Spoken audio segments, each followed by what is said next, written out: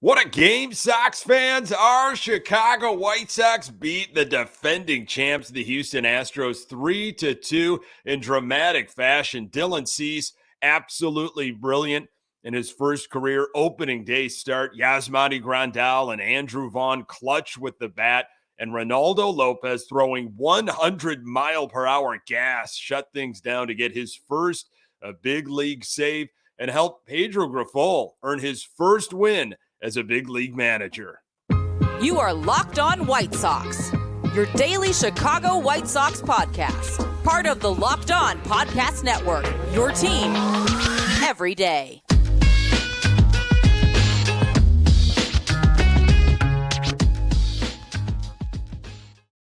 Hey, Sox fans, welcome to Locked On White Sox. Thank you for making Locked On White Sox your first listen each and every day. We're free and available on all platforms. Follow us on Twitter at Locked On Sox. Also, subscribe to our YouTube channel. Just search Locked On White Sox. This episode is brought to you by Game Time. Download the Game Time app, create an account, and use code Locked On MLB for $20 off your first purchase. Last-minute tickets, lowest price guaranteed. Hey, I'm your host, Nick Morawski, a lifelong diehard Chicago White Sox fan, recording this podcast just blocks from the ballpark in beautiful Bridgeport. You can find me on Twitter at Nick_GGTB. Locked On White Sox is part of the Locked On Podcast Network, your team every day. State of the Sox, hey, we are 1-0, tied for first place in the AL Central. What an opening day, I should say opening night. White Sox on ESPN take down the defending champs 3-2. Wow, we've got 161 more of these. There were some blown opportunities for the Sox, man. We're going to get to it. Situational hitting, runners in scoring position, some base running blunders. But they did not crumble on the road against the champs. White Sox hung in there and obviously got help from an amazing Dylan Cease performance. Let's start with some of the offense. So here is what the lineup looked like. A little surprising. You had, of course, TA up at the top, then Robert. Andrew Vaughn hitting third, Eloy Jimenez at the DH spot, Moncada, Benintendi, and Grandal, Andrus, and Gonzalez in right field, which made sense, instead of Colas. His first opportunity against the lefty like Valdez. I don't know if Grifol wanted to do that. Gonzalez does have some experience against Valdez and obviously a right-handed hitter. Going with the handiness, I guess. Colas will need to hit left-handed pitching eventually. He did see some time in the game, and what time he had, historic for Oscar Colas. So in terms of that lineup, looked like Grifol kind of flip-flopped Benintendi and Vaughn. Vaughn has had success against Valdez. I didn't really see it. That success from Vaughn came later in the game. So we'll see what kind of lineup Grifol throws out there on Friday and throughout the weekend. But he got what he wanted out of that lineup in the end. Valdez for Houston, tough matchup, man. He's a sinker pitcher, as you saw, and they talked about on the telecast, wondering how many ground balls he was going to get. I was keeping count. It was up there. In the first inning, ground ball from Tim Anderson right off the bat. Luis Robert with an excuse me hit that he beat out. It is scary to watch him run down to first base, unfortunately. I just thought he was going to come up lame. They said on the telecast he was running 30 feet per second down first base. You had Andrew Vaughn with a pop out and Jimenez with a ground ball. So Valdez got 2 ground ball outs in that first inning. In the second, Moncada frozen to lead things off. Benintendi, a line out to Abreu, and Yaz with a ground out. That was 3 for Valdez. Framber Valdez, he just rocks you to sleep with that breaking stuff that he can throw from the left side. Andrus, seen Valdez the most in his history with his time with the Oakland Athletics. Another ground out, that was 4. Romy Gonzalez with a ground out to first, 5 on the night, and it's only the 3rd inning. Tim Anderson on the chalk down the right field line for a double. Then Robert chasing, had an 0-2 count, had a cookie, and he had a few cookies throughout the night that he just missed. He was a little early on or just a little late, and he could have squared that up. If he had that one back, that old saying, he would have crushed it. He had a ground out, though, to end that inning. 6 after 3 innings for Valdez. So through 3 innings, White Sox offense, only 2 hits, 0 walks, a strikeout, and 6 groundouts. Go to the 4th. Vaughn struck out. Jimenez struck out. And Moncada up. And they were talking about how Valdez's sinker is so heavy. It's like it's tunneling, almost rolling like a bowling ball, they said, when it hits into a pocket. Tough to get ahead of that. So you want to get ahead of a breaking ball before it gets too deep, and then you're almost digging it out of the dirt, and it just wasn't the case for Sox hitting. Moncada, though, takes a hanging curveball, not one of those sinkers, a curveball, and split the third baseman and the shortstop. Had a similar shot from Benintendi, so you had 2 on, 2 outs in the 4th. Grandal with a patient at bat, got to a 3-0 count, then chased ball 4. After a full count, he was the 7th victim on ground outs. 5th inning, this is when things got interesting. I thought maybe the Sox, they were going to get some offense going here and scratch a few runs out.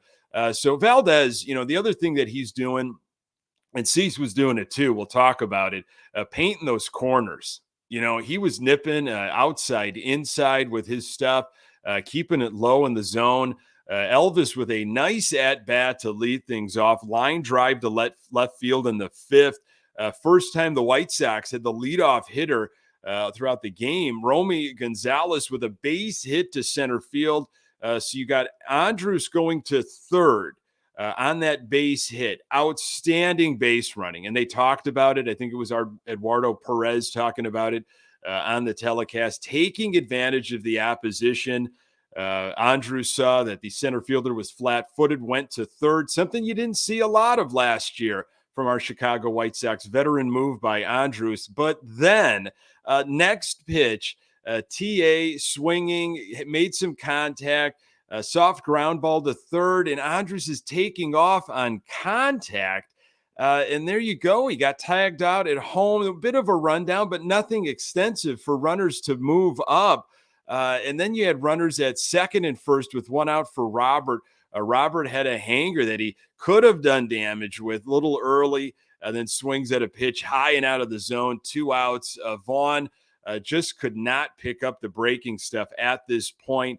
Ends up getting hit, though, with an 0-2 count. Bases loaded for Eloy Jimenez. Hard ground out. They said it was at 109 miles per hour. But really just the 8th ground out for Valdez. Sox came up empty. A wasted opportunity. Runners on the corners with nobody out. Can't make that first out at 3rd and home. Unfortunately, that situation came up later in the game. So in the 6th inning, right-handed pitcher Brian Abreu takes over for Valdez. Will we see Colas? That's what I was thinking when that right-hand pitcher came in. Will he get an opportunity? Houston's got that outstanding bullpen, so it's not like we can rest now. Moncada struck out. Benintendi with a fly out to left field, and then Yaz with a ground out. So after 6 innings, White Sox offense, 6 hits, 0 walks, 5 strikeouts, 0 for 5 with runners in scoring position. 7th inning. Dylan Cease is on an absolute gem at this point. Just get him 1 run. That's what it felt like. Just get him 1 run. So you had another ground out to lead off the 7th from the offense. And sure enough, Oscar Colas enters the game for Romy Gonzalez with a right-handed pitcher on the mound. And he gets a base hit up the middle, his first career base hit and his first big league at-bat. Pretty awesome stuff. Tim Anderson squeezes one past the shortstop. So you got 1st and 2nd, 1 out. Robert had a catcher's interference, so he goes to first. Bases loaded with one out. Vaughn struck out on a high fastball. He'll play hero later. And then Jimenez up with the sacks packed with Sox once again. Strikeout, absolutely unreal. Sox 0 for 7 with runners in scoring position after the seventh. Eighth inning, wow, frustrating offensively. Yohan Moncada leads off, hits a bullet that gets past Abreu at first base. He had an easy stand-up double, trying to be aggressive. I don't know if it was his call or if it was Rodriguez's call, the third base coach, why he decided to go to third or was called to third. I have no idea. Sox are down 1 run at this point. Do not make that first out at third or at home. Absolutely horrible. Like the aggression if it was on Moncada, but almost a read the room situation. I'd love to have you at second with nobody out while we're down a run. That goes under the fundamentals category in my mind, that base running stuff. We had problems with it last year. Got to clean that up. Hopefully Pedro Grifol addresses it. But Yasmani Grandal, he took care of business with a 2-out bomb. A solo shot tied the game up at 1. Should have been 2-1. Not going to worry about that right now. But good to see Yasmani Grandal flexing the power early in the season. Ninth inning, TA with a 1-out walk. Good speed aboard. Again, it's a 1-1 game at this point. Robert rips a single between third and shortstop. So you got 2 on, 1 out. Here's some situational hitting for my man, Andrew Vaughn. I told you it was going to be the year of Vaughn. Didn't feel like it up to this point. He had an 0-2 count. He stayed disciplined, and then a double in the left center gap, just over a reaching shortstop. TA and Robert scored 3-1. Sox mercy. I was going crazy at this point. Good for Andrew Vaughn. A very nice at-bat that ended so well for the White Sox. So Sox offensively, 3 runs, 11 hits, 3 extra base hits, 2 doubles, and a home run. Sox were 1 for 10 with runners in scoring position and had those 2 base running blunders. If it is going to be a year of the Vaughn, what a start. Sox have got to clean up the situational hitting, but going to enjoy this big win in the meantime. Would Dylan Cease have some jitters on the big stage? Would Houston wait him out? None of that happened. Dylan Cease was an absolute ace. More on that in a moment. Today's episode is brought to you by Game Time. Buying tickets to your favorite events shouldn't be stressful. Game Time is the fast and easy way to buy tickets for all sports, music, comedy, and theater near you. With killer deals on last-minute tickets and their best price guarantee, you can stop stressing over the tickets and start getting hyped for the fun you'll have. Flash deals and last-minute tickets, easy to find and buy tickets for every kind of event in your area, and images of seat views, lowest price guarantee, event cancellation protection, lost job protection. Get images of your seat before you buy so you know exactly what to expect when you arrive. Buy tickets in a matter of seconds. 2 taps and you're set. Tickets are sent directly to your phone so you never have to dig through your email. Snag the tickets without the stress with Game Time. Download the Game Time app, create an account, and use code LOCKEDONMLB for $20 off your first purchase. Terms apply. Again, create an account and redeem code LOCKEDONMLB for $20 off. Download Game Time today. Last-minute tickets, lowest price, guaranteed. So I had a lot of nervous feelings for Dylan Cease facing the defending champs in their ballpark, big stage, his first opening day start. And boy, he proved me absolutely wrong. Coming into this season, Dylan Cease, unfortunately, had the honor of walking the most batters in all of Major League Baseball in 2022. That has been a bit of an issue for Dylan Cease. And that was not the case this game. First inning, Astros, though, led off with a single to start things off. Pena took one up the middle But then Dylan Cease got to work, and boy, did he ever. Struck out Bregman on a high fastball, 97 miles per hour. We saw that throughout the game from Cease. Nasty slider working to Yordan Alvarez. Pena stole second, wondering if that was off of Cease or Grandal. It was a fairly easy bag. Grandal couldn't get the ears on the ball to make even an attempt down at second. But then Cease finished Alvarez off with some off-speed action. Abreu is now up.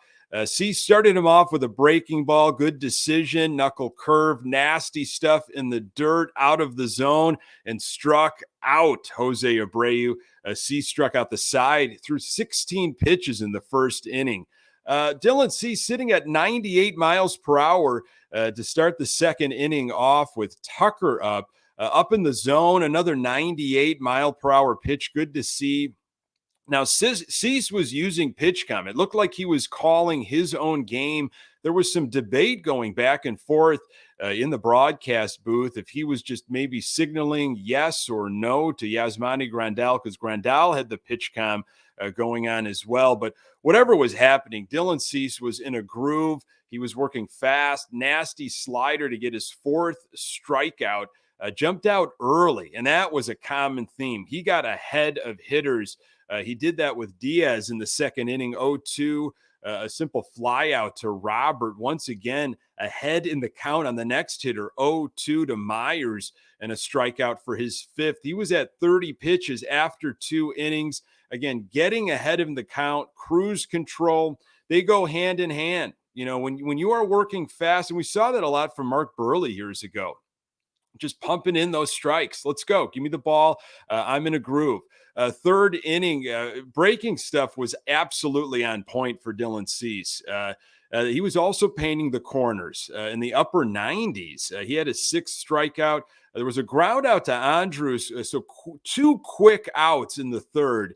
And Cease again continued to stay ahead of hitters.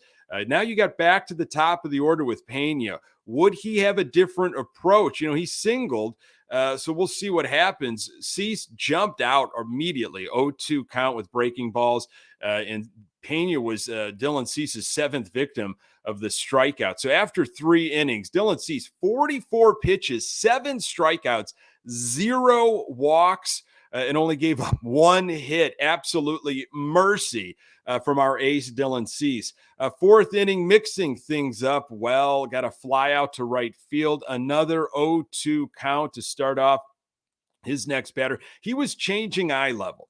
So not necessarily throwing waste pitches by throwing out of the zone, but, you know, he was getting strikes at the top of the zone. Then he would come down at the knees, mix things up inside, outside. When you're changing that eye level, you know, you don't have to just mix up velocity. You change up where a hitter is looking. And Cease was doing that on Thursday night. Had his 8th strikeout from Alvarez and was 0-2 on Abreu, his second time facing Abreu, and got him to hit a weak ground ball back to the mound. 57 pitches for Dylan Cease after 4 innings. And I don't remember, you know, throughout the game, him getting at this point to a full count or even 3-1 many times, maybe once to Alvarez, but that was it. He was getting ahead.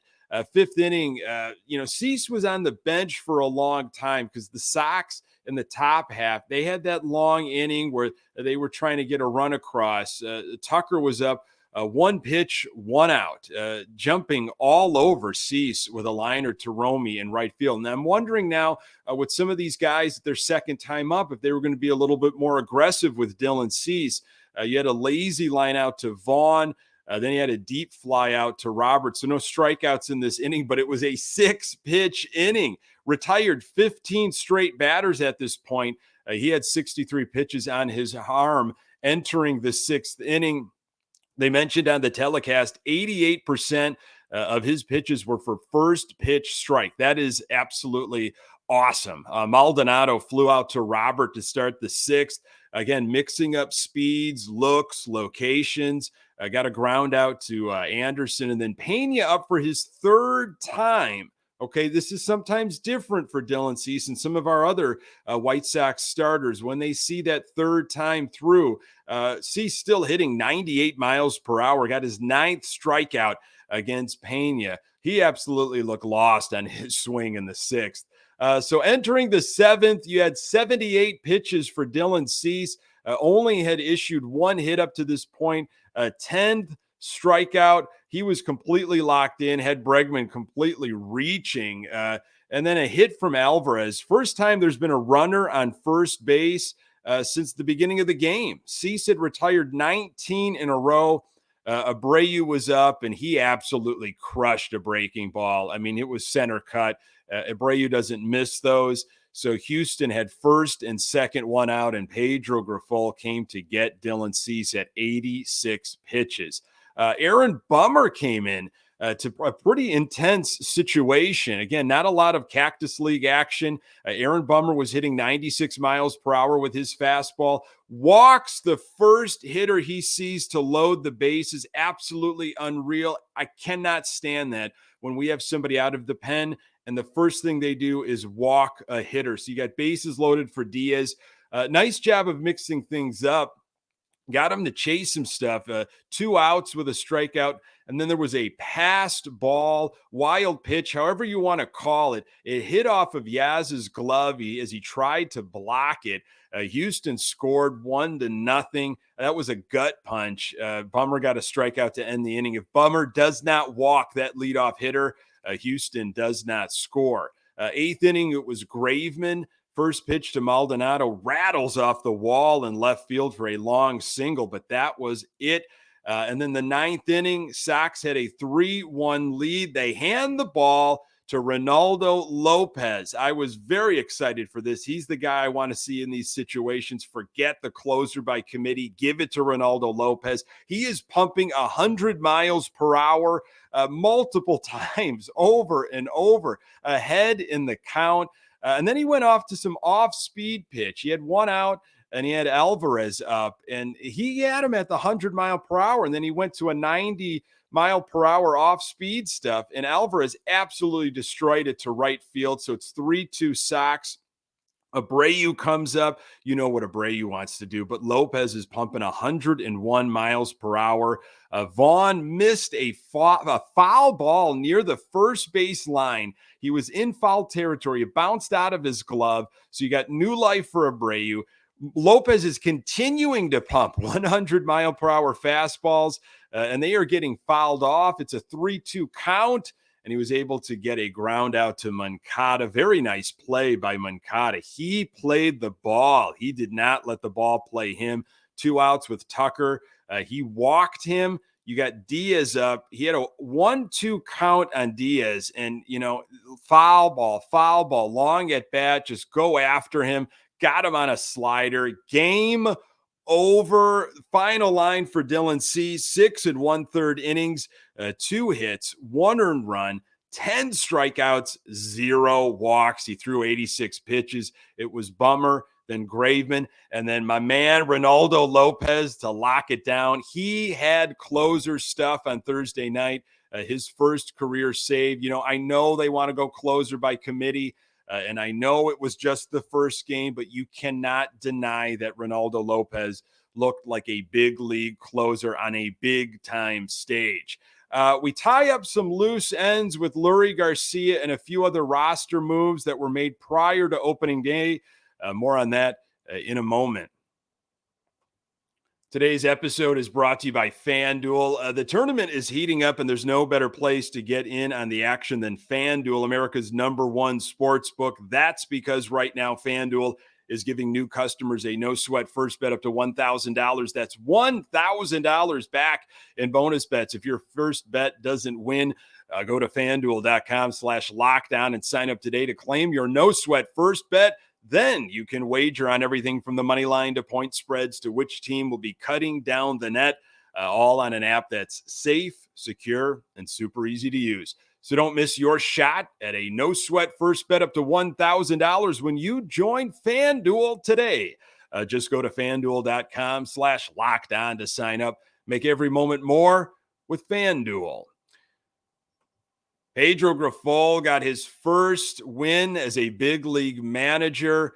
This was him before Thursday's game. This is what he had to say. They didn't buy into me. I bought into what they wanted, what they're asking for, Grifol said. That's the truth.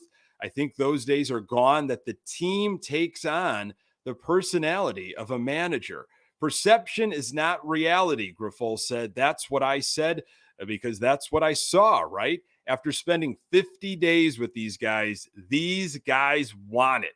These guys want to be good.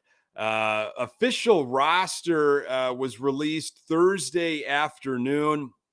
Really no surprises after the news already was leaked that Lurie Garcia would not make the opening day roster, and Alberto, Romy Gonzalez, and Gregory Santos were in. So White Sox carry 8 arms in the bullpen. And prior to Thursday's game, White Sox optioned Tanner Banks and Jake Berger to Charlotte and requested unconditional release waivers on the legend, Lurie Garcia. This is what Rick Hahn had to say.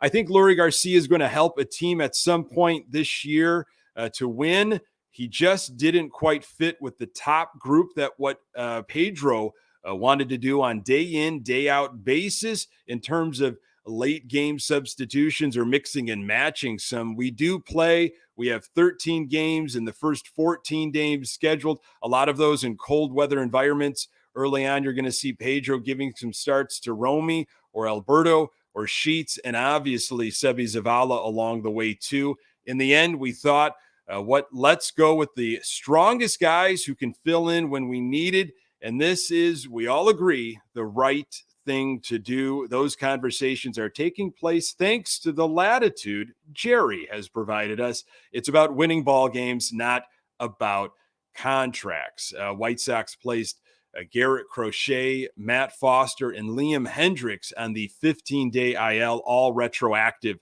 to March 17th.